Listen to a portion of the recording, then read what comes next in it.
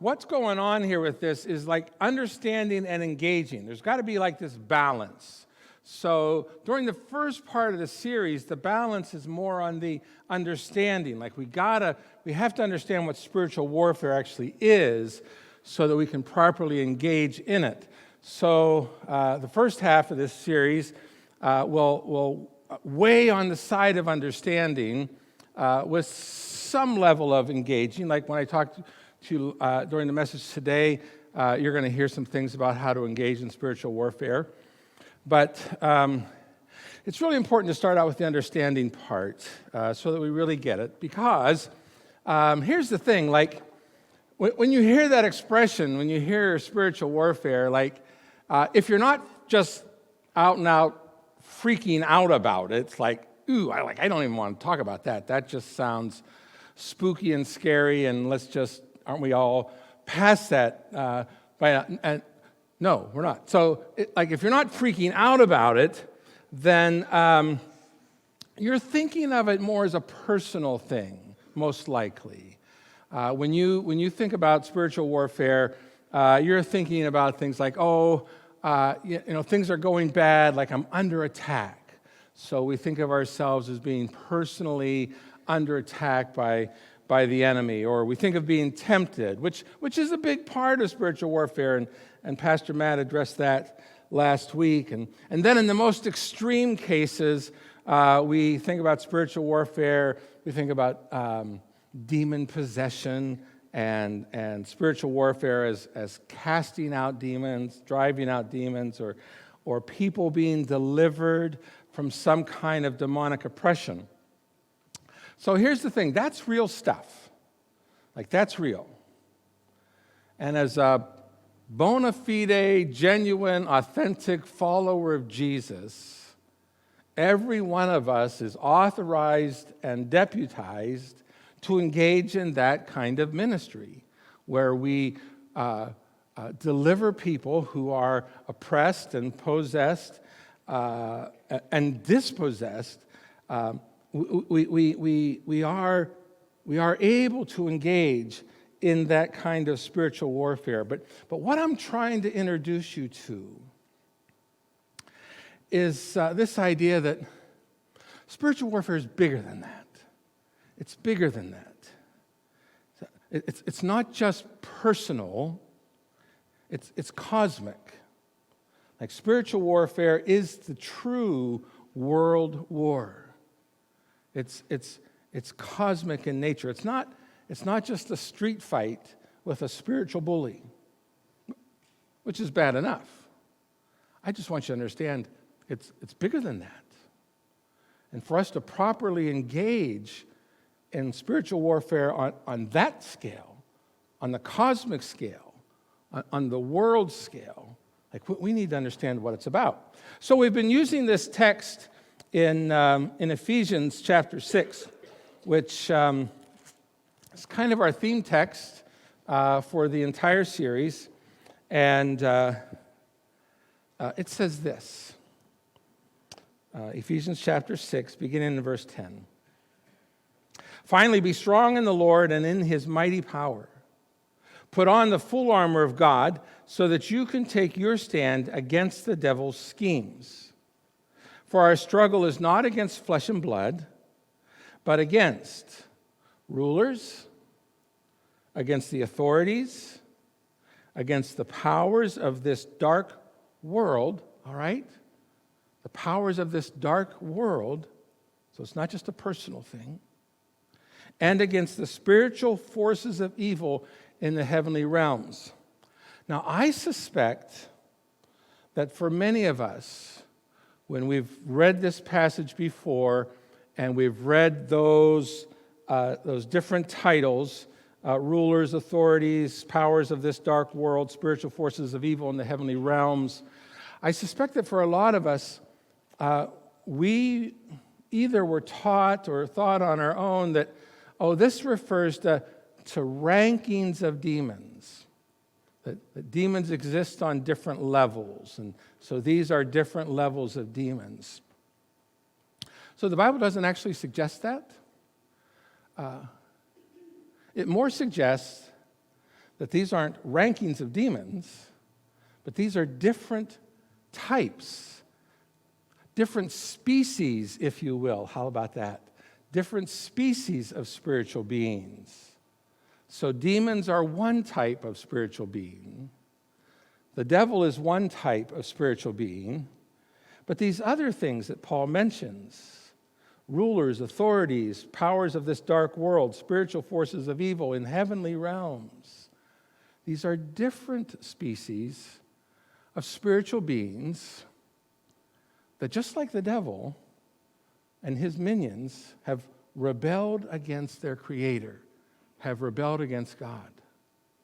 And so this kind of spiritual warfare just becomes, it becomes massive. It becomes massive. Now,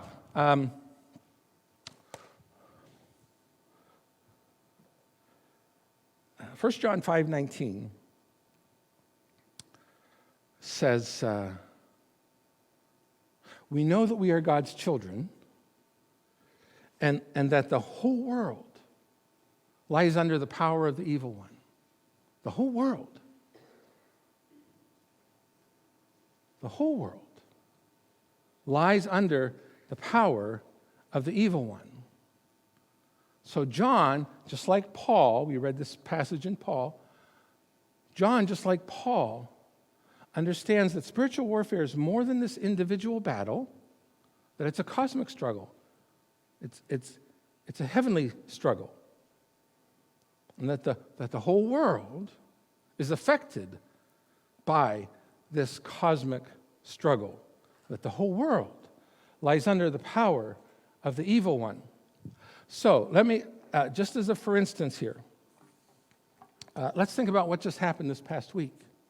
Just this past week, we witnessed the destruction of Hurricane Ian. Now, we can be sure, like when you think about the destruction that happens, and what does the thief come to do? Steal, kill, and destroy. Well, we saw lots of killing and lots of destroying in Hurricane Ian. You can be sure that the devil and all of evil's hordes, whatever species they might have been, are gleeful about that. That when the hurricane makes landfall and begins its destruction, heaven's not rejoicing. Hell is rejoicing. Well, metaphorically, hell is rejoicing. But the devil and the evil forces of this world are gleeful and are happy. And a part of spiritual warfare, then, would be us looking at what they're all happy about, what they're gleeful about, and saying, oh, no, you don't. Listen, you should write that down. Like, every act of spiritual warfare is us saying to the devil, oh, no, you don't. Oh, no, you don't. So the hurricane comes, destroys a bunch of things, and so like the very best of relief and the very best of the help that comes in, that's done in the name of Jesus, is an act of spiritual warfare. Is us saying, looking at the devil's destruction, there I said it, didn't I? I said the hurricane was of the devil. I did. I said that, didn't I? Do you know? So, you know what? I wouldn't have said this when I was first your pastor. But you know, when Jesus calmed the storm, it said he strangled. That's the word that's used. He strangled the winds and the waves. They were misbehaving. He rebuked them. The weather was misbehaving. How else would you describe it? The hurricane is really bad misbehavior on the part of the weather. It's bad behavior. It's not behavior that was a part of creation in Genesis 1. So I don't actually need to go so far as to say that the devil put his finger down there in the ocean and began to swirl things up. Like, I don't need to go that far. To say that the whole world lies under the power of the evil one is to say that the momentum of this world, and momentum's a really good word to think about, like it just kind of keeps pushing us along, but that the momentum of this world is caught in this cosmic struggle. And so, again, like there's going to be people from 8 Days of Hope going down there. There's going to be all kinds of relief agencies in Florida. They're not trying to cover up the work of God. They're trying to redeem the work of the enemy, which is to kill and destroy. Are you following me here? We live in a world that's under bad management. I used that phrase a couple of weeks ago. The world is under bad management. When I say bad management, I mean bad like in both meanings of the word. Bad in that like they're just really bad at it. These spiritual authorities in high places, these rulers, these principalities of the world, they're just really bad at running the world. And they're ruining it. They're taking the company under.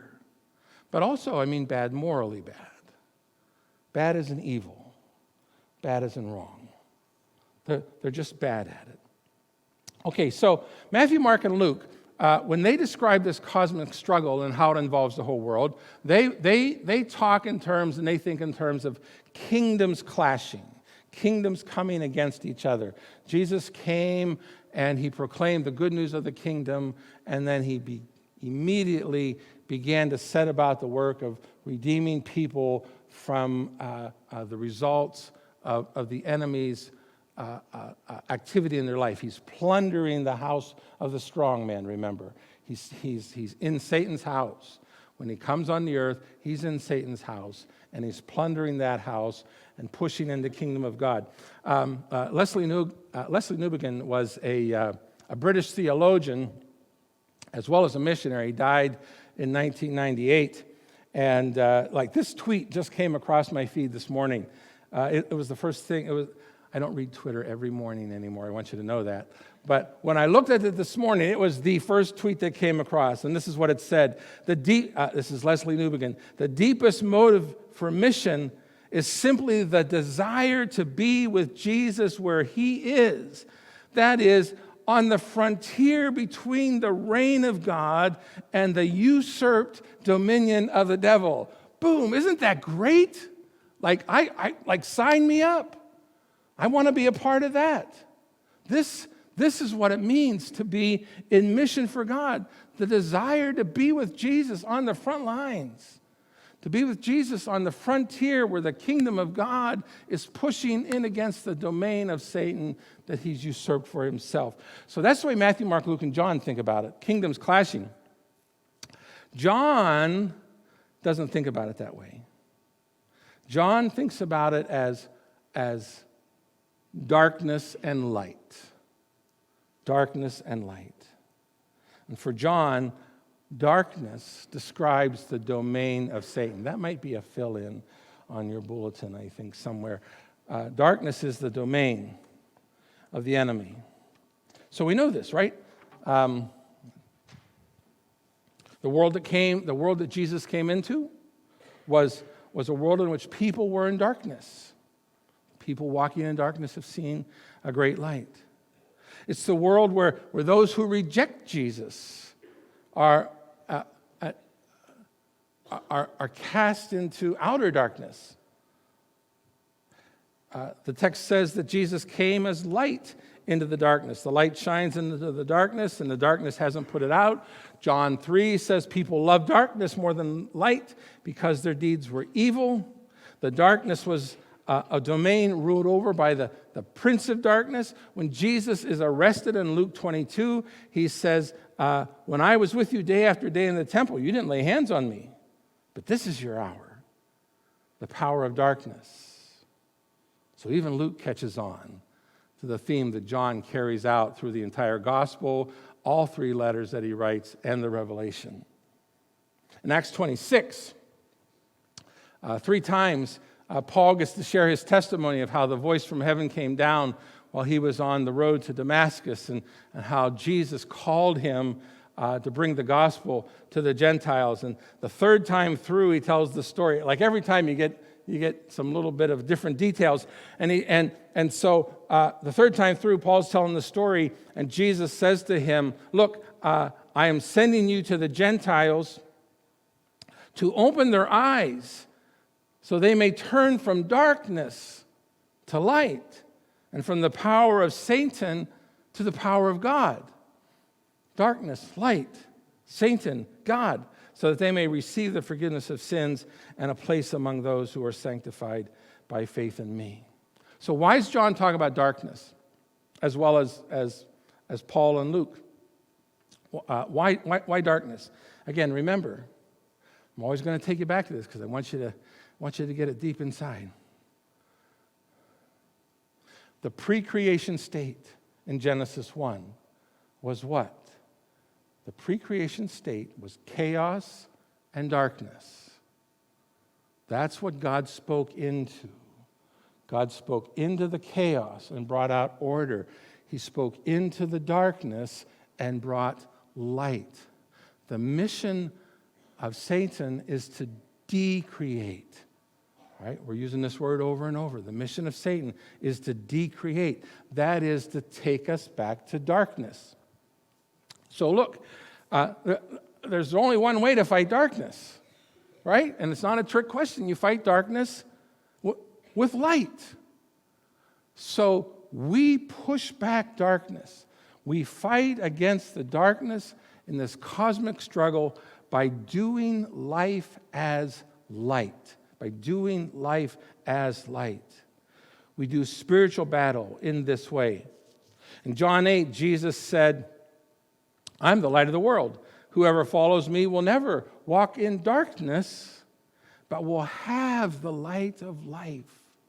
If we're following Jesus, we have within us the light of life. This is why Jesus said, like no man has a light and puts it under a bushel. Like you don't hide it. Like if you're enlisted to serve in the military and they issue you a gun, I think you load it, right? And you don't leave it back at the barracks. You carry the light.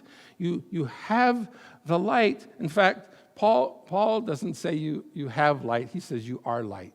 You are light. So in my bedroom that I share with my wife, I used to have this pole lamp. Now, we've recently painted and redecorated and everything, and it's much nicer now than it used to be. But it included replacing this lamp that I had. I had this pole lamp on my side of the bed that was ancient. Like this was like I grew up with this pole lamp in our living room. It was my mother's. It goes as far back as my memory goes. Like when I was elementary and even pre-elementary, we lived in Oil City, and then we lived down by Pittsburgh. And in both homes, I remember in the living room this pole lamp. Well, now it was beside my bed, and it was one of these lamps. We still have it. It's relegated to the basement now, but it's one of these lamps that had 3 light sockets on it, right? So you have 3 light bulbs in it, and the knob, every time you turn the knob, one of the light bulbs came on. So you turn it once, 1 light bulb comes on, you turn it twice, 2 light bulbs come on, the first one and the second one, turn it the 3rd time, and you get it. Like all 3 of them, like the room is suddenly full of light. You turn it on 3 times. All right, so that's what we're going to do this week and the next 2. We're going to turn the knob on this lamp, and we're going to light 3 lights. These are 3 different lights that we use to do life as light, to light the darkness, to do spiritual warfare by bringing light into the darkness. And so today we're just doing one bulb, and like you would, and then the next 2 weeks we're going to do the next 2 bulbs. When I started this series, I was going to do all 3 of these all at once. Like, it's just stunning how much I try to cram into a Sunday. So you'll be happy to know we're just spreading it out. So I want you to look at our scripture lesson, which I think will be on the screen as well. 1 John. And we're going to see what John says about this. 1 John chapter 2. Again, John's got tons to say about light and darkness. He's also got tons to say about spiritual warfare. And here he's going to combine them together. So 1 John chapter 2, we could read so much of it, but we're just going to read verses 8 to 11. And this is what it says. Oh, look, yep. Yet I am writing to you a new command. Its truth is seen in him, that is Christ, and in you. Because the darkness is passing. So that's good news right there. The darkness is passing. Ever since the birth of Christ, the darkness has been passing. Like right now, all we really have to look forward to is December 22nd, when daylight starts to increase again. Well, daylight has started to increase ever since Christ was born, because the darkness is passing and the true light is already shining. Anyone who claims to be in the light but hates his brother or sister is still in darkness. Anyone who loves their brother and sister lives in the light, and there is nothing in them to make them stumble. But anyone who hates a brother or sister is in the darkness and walks around in the darkness. They do not know where they are going because darkness has blinded them. So the first bulb is loving the family, loving the brothers and the sisters. And so like some of you might think, oh, this is a trick. This doesn't sound anything like spiritual warfare. This is just another way for you to sneak in this thing about how important it is for us to love each other. And I'm telling you, no.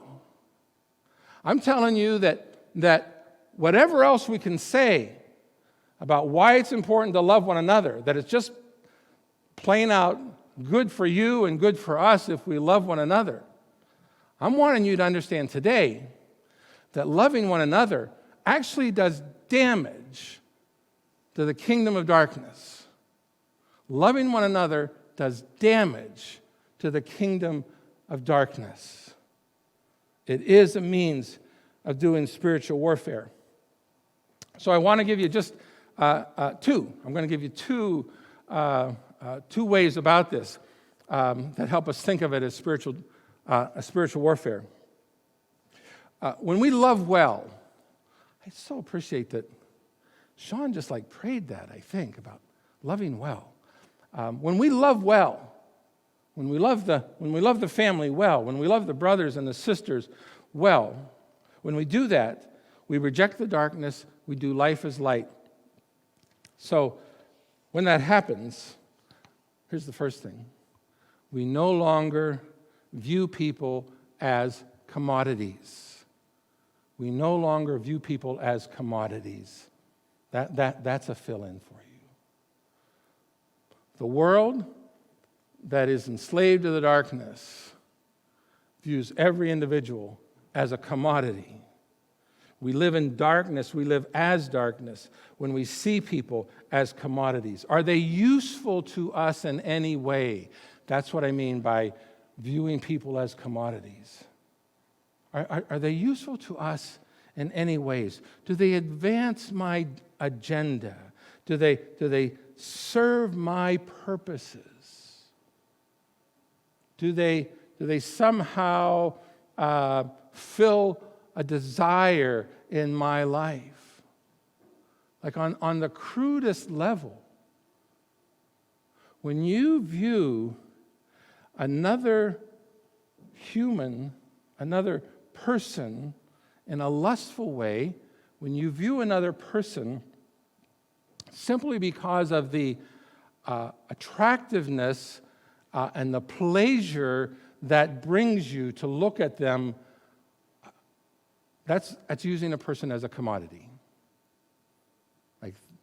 Like, you know the expression eye candy. Like, you've just treated them like penny candy or nickel candy, whatever it is now. You just view them in that way, as a commodity. Or we view people as a commodity when we want to think about how do they contribute to society as a whole. To think about how a person contributes to society as a whole is to commodify them. So you might know this, because we might have even said it before, or you might have known it the same way I did. So about 10 years ago, in Denmark, they adopted a policy whereby they were making it a goal to have 0 Down syndrome persons by 2030. Like, we want to totally eliminate Down syndrome persons by the year 2030. Well, why would you want to do that? Like, I think the only reason you would want to do that is because you view people as commodities. And if you don't see that person as someone who can contribute to society in some way, well then, let's find a way not to have them. Not to have them. I'm telling you, like, if you look at that and you think that was somebody's idea other than the spiritual forces of wickedness in high places, I just don't know where your head's at. Like, that idea doesn't just come from another person. That idea comes from the forces of darkness that want us to view people as commodities. So, like, we're so blessed in this church. Like, we've got 2 persons in our church that maybe society would look at and say, well, they don't really have anything to contribute. But we don't want to have a church without Allison O'Donnell. And we don't want to have a church without Bella Amsler. Like, we love them. Bella's an adult now. How old's Bella? 28? Is that what you said? Yeah. So, wow. Wowie zowie. So she's really an adult now. You know what? Bella's never going to serve in leadership in this church. She's never going to, at least I wouldn't think so, contribute significantly to the church budget. You know, she's just going to be Bella. She's going to come here every Sunday for however long and sit with Mike and Deb and we're going to embrace her. Because we don't need her. We don't value her because of what she does for us. We just love her. We just value her for her. Do you know, is it right?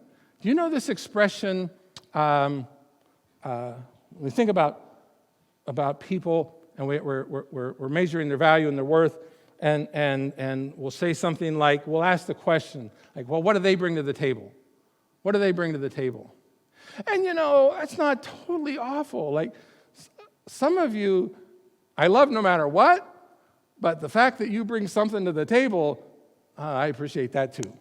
Doesn't make me love you more, but I still appreciate it. But we ask that question. What do they bring to the table? Do you know what the beauty of the kingdom of God is? The beauty of the kingdom of God is that we bring nothing to the table. Nothing. Psalm 23 says, the good shepherd has prepared a table for me, and my cup runneth over. I don't come to the table with a carry-in. In the Song of Songs, the beloved says of her lover, He lifts me up to his banqueting table. Again, I'm not bringing a dish to share. And we're going to have a fireside chat tonight, 5:30. Hamburgers and hot dogs are going to be provided. But hey, if you can bring a dish to share, that's great. But that's not the table that God sets. We don't bring anything to the table of God. We just bring our hungry, needy selves to feast at his table. When we love one another, like we are revolting against the darkness that says people are commodities. We value people, the worth of people, based on what they can bring to the table. And we say, oh, no, you don't. Oh, no, you don't.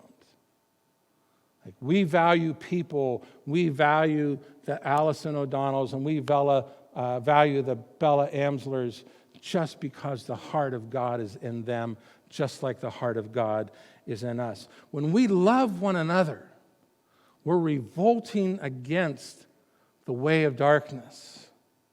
When we love one another like this, I will wash your feet, love. I will honor you above myself, love. I will seek not to be served, but to serve, that kind of love. When I live in community with other believers, devoted to the fellowship, as it says in Acts chapter 2, I am living counter to the darkness of the world that sees people primarily as commodities. This is what I want you to go home and do. Like I want you to go home and ask the question. Catch yourself, even this week. Catch yourselves. How do I commodify people? Where do I value people? How do I value people? Based on what they do for me. Check yourself this week. Do I like that person because of what they do for me? How they serve my purposes and agenda? Okay, the second thing is we fight back against the darkness when we refuse to view people as commodities and when we refuse to see people as competitors. Now, this is a little bit of a harder one, right? Because lots of us feel are competitive. So I was thinking about this a little bit, and sometimes I've been told that I'm a competitive person. I don't exactly know what that means. If you're competitive, you should get the win a few times. I don't know.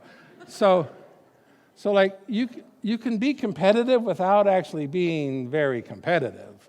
I'm not very good at whatever I'm competing in, but I want to win anyway. That's what it is to be competitive.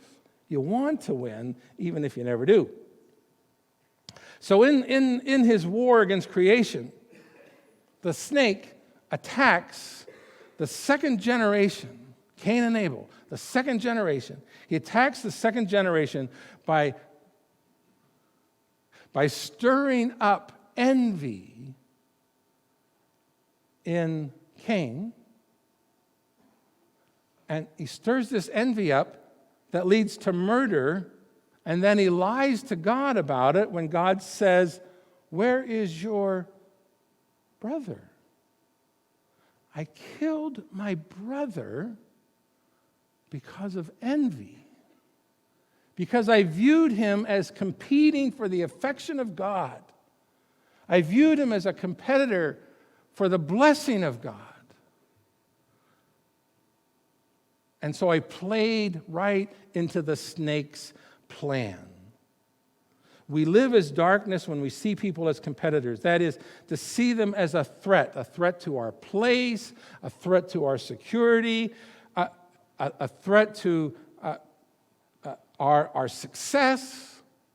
Listen, I don't know where you're at, but I'm hard-pressed to name a pastor anywhere of any stripe who isn't competitive about his church. It's crazy bad. And I mean bad. It works against the kingdom and it works against the church. Maybe in your own families, You had a firstborn child, and then you had a second child, and whoops, it's like the firstborn child was like practically perfect in every way until the second one was born, and so maybe there are like firstborn jealousies that surface because somehow there's this sense that this new baby could supplant my place in my mom and dad's affections. We become competitive, vying for the affections of the same person, or vying for a share of the goods, as if there's a zero sum, and here's how big the pie is, and I have to get the biggest piece of pie because I want my share of the goods. Wars come when nations believe that they are entitled to a larger share of the goods, whether the goods are land or resources. And if they feel threatened by land or resources that they desire being in the hands of some other nationality or country, wars break out. When we are pitted against one another, that I have something to gain by reducing you, that my gain comes at your reduction. This is not the narrative of Scripture. This is not the way of light. The way of light says, build one another up. That is, make each other better. Not me become better than you. Me become better than you. That's the competitive part of us. Me making you better. That's the way of the light. That's the narrative of Scripture. Winner take all is a text from the devil's playbook. Our word says that there was no needy among them, that no one claimed anything as their own. The darkness says, if you have it, that means I don't. The church said, no one claimed that any of their possessions was their own, but they shared everything they had. That's light.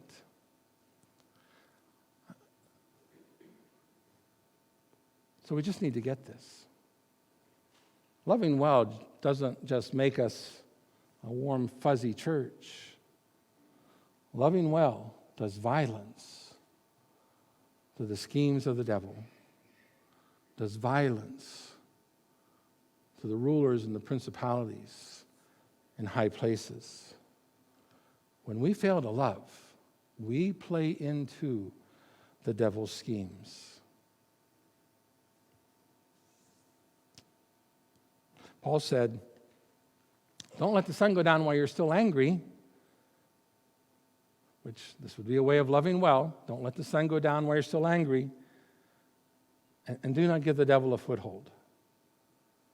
If you don't love well, you're going to give the devil a foothold, not just in your life, but in Christ's church. So maybe you've heard the verse before in 1 Peter 5:8 that says, your enemy, the devil, prowls around like a roaring lion looking for someone to devour.